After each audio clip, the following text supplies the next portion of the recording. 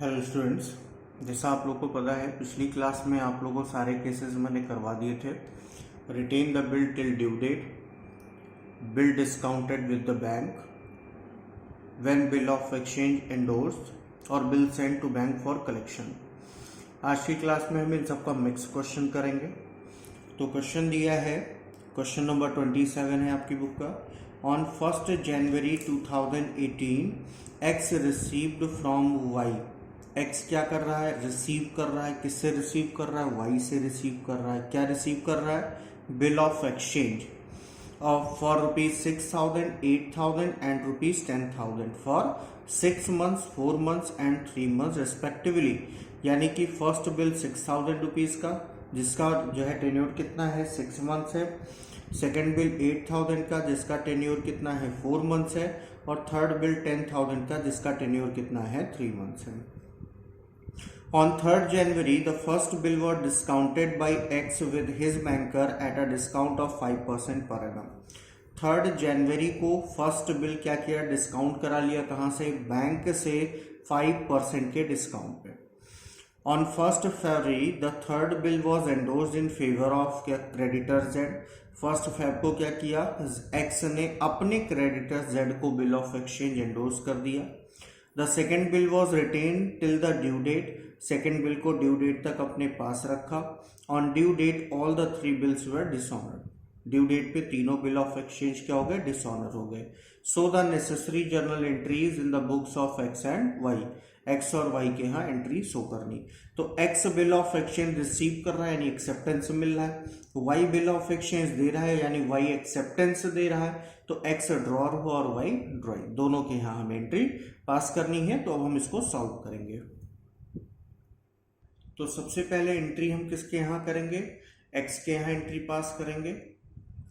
तो अब यहाँ पे देखिए कोई सेल नहीं हुआ है, सिर्फ एक्सेप्टेंस मिलने की बात हो रही है। तो जब सेल नहीं है तो सेल की एंट्री भी हमें नहीं करनी है। 2018 जनवरी 1 को बिल ऑफ एक्सचेंज रिसीव हुआ है तो एंट्री क्या हो जाएगी? Bills receivable account. अब एक बिल ऑफ एक्सचेंज मिला होता तो ठीक था, लेकिन एक से ज़्यादा मिला तो नंबरिंग कर देंगे। Bills receivable account second debit. Acceptance मिलने की एंट्री क्या होती है? Bill receivable account debit to drawee. तो टू ड्रॉई कौन है? वाई। यहाँ पे फर्स्ट बिल कितने का है? 6,000 का है। सेकेंड बिल 8,000 का है। थर्ड बिल 10,000 का है। टोटल कितने का हो जाएगा? 24,000 रुपीज का। इसके बाद क्या किया है कि जनवरी थर्ड को एक्स ने एक बिल ऑफ एक्सचेंज क्या किया? डिस्काउंट करा लिया। और वो कौन सा बिल ऑफ एक्सचेंज था? First bill of exchange. तो बैंक से डिस्काउंट कराने की एंट्री क्या होती है? Bank account debit, discounting charge account debit, discounting charge account debit to bills receivable account. ये एंट्री होती है। फर्स्ट बिल है तो फर्स्ट बिल कितने का है? 6,000 रुपीज का। अब देखो डिस्काउंट कराया कितने पे है? डिस्काउंट पे 5%। लेकिन यहाँ पे डिस्काउंटिंग चार्ज कितने मंथ के लिए कैलकुलेट करते हैं? जिस दिन डिस्काउंट कराया उससे जितना मंथ बचा होगा उसके पेमेंट के लिए। तो फर्स्ट बिल कितने मंथ का था? 6 मंथ का था। और जनवरी 1 से जनवरी 3 पे आया और पेमेंट कब होना है? 6 मंथ। अगर हम काउंट करें तो जनवरी से अगर काउंट करना स्टार्ट करेंगे तो जनवरी आएगा, फरवरी आएगा, मार्च आएगा, अप्रैल आएगा, मई आएगा, जून आएगा और जुलाई आएगा। तो 1 month, 2 month, 3 month, 4 month, 5 month और 6 मंथ। यानी जुलाई 4 को पेमेंट होना है डेज ऑफ ग्रेस ऐड करके। और डिस्काउंट कब कराया? जनवरी 3, मतलब पूरा का पूरा 6 मंथ है। तो 6/12 हो जाएगा। 6 2 12 हो गया, 2 3 16 हो गया और 3 5 15। 150 रुपीज क्या हो जाएगा? Discounting charge. तो 5,850 रुपीज में इसको क्या किया? डिस्काउंट करा लिया बैंक से। इसके बाद क्या किया? Feb 1 को थर्ड बिल जो था इसको क्या किया? इसने अपने क्रेडिटर जेड को एंडोर्स कर दिया, तो एंडोर्स करने की एंट्री क्या होती है, एंडोर्सी डेबिट, यानी जिसको बिल ऑफ एक्सचेंज एंडोर्स किया जाएगा उसको डेबिट करेंगे। To bills receivable account, bill receivable कौन सा था यहाँ पे, थर्ड था, कितने का, 10,000 का, ठीक है, ये भी एंट्री हो गई। अब इसके बाद सेकंड बिल को ड्यू डेट तक अपने पास रखा और उसके बाद बाकी बिल जितने भी बिल ऑफ एक्सचेंज हमारे पास थे, चाहे वो फर्स्ट हो, सेकंड हो या थर्ड हो, सब के सब क्या हो गए, डिसऑनर हो गए। कब, ड्यू डेट पे। तो पहले का ड्यू डेट क्या था, 6 मंथ था, है ना, 6 मंथ पे पेमेंट होना था, तो इसलिए पहला तो बाद में आएगा। दूसरा कितना था, 4 मंथ का था, ये भी बाद में आएगा। तीसरा सबसे पहले आएगा क्योंकि इसका सबसे जल्दी पूरा हो रहा था टाइम, 3 महीने का था। तो 3 मंथ कब होगा, जनवरी में बिल ऑफ एक्सचेंज मिला था, फरवरी, मार्च, अप्रैल, अप्रैल 4 को, तो अप्रैल 4। जब ये डिसऑनर होगा तो एंट्री क्या हो जाएगी, यहाँ पे ड्रॉई डेबिट होगा। अब यहाँ पे अगर ड्रॉर के पास बिल ऑफ एक्सचेंज होगा तो टू बिल रिसीवेबल होगा, डिस्काउंट कराया होगा तो बैंक होगा, एंडोर्स किया होगा तो एंडोर्सी होगा, ठीक है। और अगर कलेक्शन के लिए भेजा है तो बिल सेंड फॉर कलेक्शन होगा। तो यहाँ पे थर्ड बिल को क्या किया था, एंडोर्स किया था जेड को, तो ड्रॉई डेबिट टू एंडोर्सी हो जाएगा।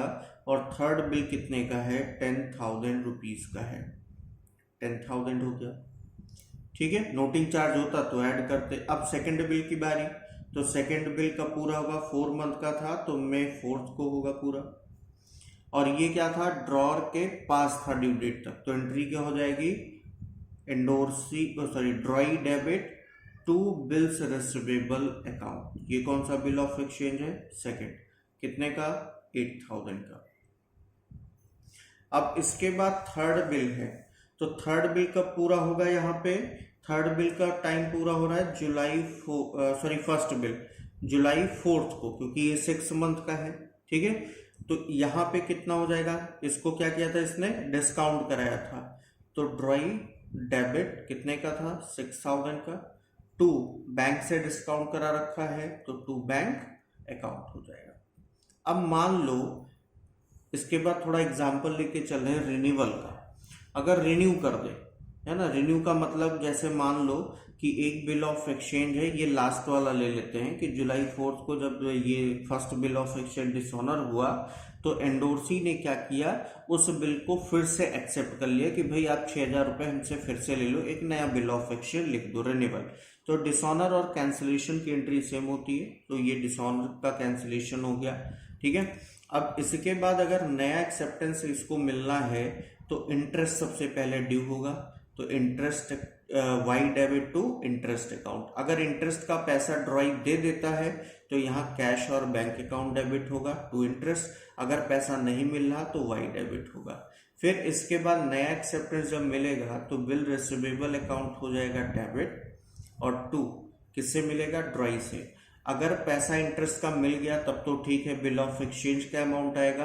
अदरवाइज अगर पैसा नहीं मिला है ड्रॉई से तो यहाँ पे बिल ऑफ एक्सचेंज, जैसे हमने इसको एग्जांपल में लिया था, 6,000 प्लस इंटरेस्ट हो जाता। अगर नोटिंग चार्ज होता तो प्लस नोटिंग चार्ज भी इसमें इंक्लूड कर लिया जाता, और इसका पेमेंट जब ड्यू डेट पे मिल जाता, मान लो मिल जाता, तो एंट्री क्या हो जाती, cash account debit to bills receivable account. ये ड्रॉर के यहाँ एंट्री होती है, इतनी तो हमें करनी ही थी यहाँ तक। ये एक्स्ट्रा आपको रिन्यूअल के कंडीशन का समझा दिया कि कैसे हमें करना है। अब हम जनरल एंट्री करेंगे किसके यहाँ, वाई ड्रॉई के यहाँ। तो ड्रॉई के यहाँ ना तो एंडोर्स की एंट्री होती है, ना डिस्काउंटेड की होती है, ना बिल सेंड फॉर कलेक्शन की होती है। तो फिर एंट्री क्या होती है, सिंपल सी एंट्री। अगर ड्रॉई ने परचेज किया है तो परचेज की एंट्री होगी, उसके बाद एक्सेप्टेंस दिया तो एक्सेप्टेंस देने की एंट्री, उसके बाद पेमेंट किया तो पेमेंट की एंट्री, और पेमेंट नहीं कर रहा है तो डिसऑनर की एंट्री कर देनी है बस। तो यहाँ पे इसने 2018 जनवरी 1 को एक्सेप्टेंस एक्स को दिया था, तो एक्स हो जाएगा debit to bills payable account, bills payable account first, to bills payable account second, to bills payable account third. अब पहला बिल ऑफ एक्सचेंज कितने का था, 6,000 का, दूसरा 8,000 का, तीसरा कितने का था, 10,000 का। टोटल कितने का एक्सेप्टेंस दिया, 24,000 का। अब इसके यहाँ कोई एंट्री और तो करनी नहीं है, ड्यू डेट पे करनी है, तो ड्यू डेट पे सारे के सारे बिल ऑफ एक्सचेंज डिसऑनर हुए, तो स्टार्ट कहाँ से होगा, 3rd से, क्योंकि ये 3 मंथ का था। तो 3 मंथ का था तो अप्रैल 4 को डिसऑनर हुआ, तो एंट्री क्या हो जाएगी, बिल ऑफ एक्सचेंज जिसको रिटर्न मिलेगा, बिल्स पेबल अकाउंट डेबिट कितने का है, 10,000 का। 2 कौन देगा इसको, ड्रॉर देगा वापस 10,000। इसके बाद May 4 को, अब May 4 को कौन सा, सेकेंड डिसऑनर हुआ, bills payable account second debit 2 drawing x कितना, 8,000 रुपीज, ये हो गया 2 ड्रॉर हो गया यहाँ पे। इसके बाद जुलाई 4 को first bill of exchange dishonour होगा, तो bills payable account first debit कितने का है, 6,000 का, 2 ड्रॉर ए में भी 6,000 हो जाएगा। अगर नोटिंग चार्ज होता तो सब में नोटिंग चार्ज अकाउंट भी डेबिट कर देते। अब यहाँ पे रिन्यूअल का कंडीशन अगर लगाते हैं, मान लो कि इसको रिन्यू कर दिया, तो जब रिन्यू करेगा तो ऐसे कंडीशन में सबसे पहले इंटरेस्ट ड्यू होगा, तो इंटरेस्ट अकाउंट डेबिट। अगर पे कर दिया इमीडिएटली तो ठीक है, 2 कैश लिखना, अदरवाइज ड्रॉर का नेम लिखना, ठीक है। इसके बाद नया एक्सेप्टेंस देता ड्रॉर को, तो एक्स डेबिट हो जाता, 2 बिल्स पेबल अकाउंट। अब अगर इसमें मान लो इंटरेस्ट पे कर दिया होता तो सिर्फ बिल ऑफ एक्सचेंज का अमाउंट, जैसे एग्जांपल किस में लिया था, कौन सा बिल लिया था, फर्स्ट बिल 6,000। अगर यहाँ पे कैश होता तो यहाँ पे सिर्फ 6,000 होता, लेकिन अगर यहाँ कैश नहीं तो इंटरेस्ट का भी पैसा यहाँ पे ऐड हो जाएगा। अगर नोटिंग चार्ज होता तो नोटिंग चार्ज भी इसमें ऐड होता, और इसका पेमेंट जब ड्यू डेट पे कर देता तो एंट्री होती bills payable account debit to cash और बैंक अकाउंट, ये एंट्री हो जाती, ठीक है। अब इसके बाद ये क्वेश्चंस आपके कंप्लीट हुए। अब इसके बाद कुछ क्वेश्चन जो हम आपको भेजेंगे उसका आंसर आप लोग फीडबैक में दीजिएगा, फोटो खींच के सॉल्व करके उसको फीडबैक में भेजिएगा। Thank you.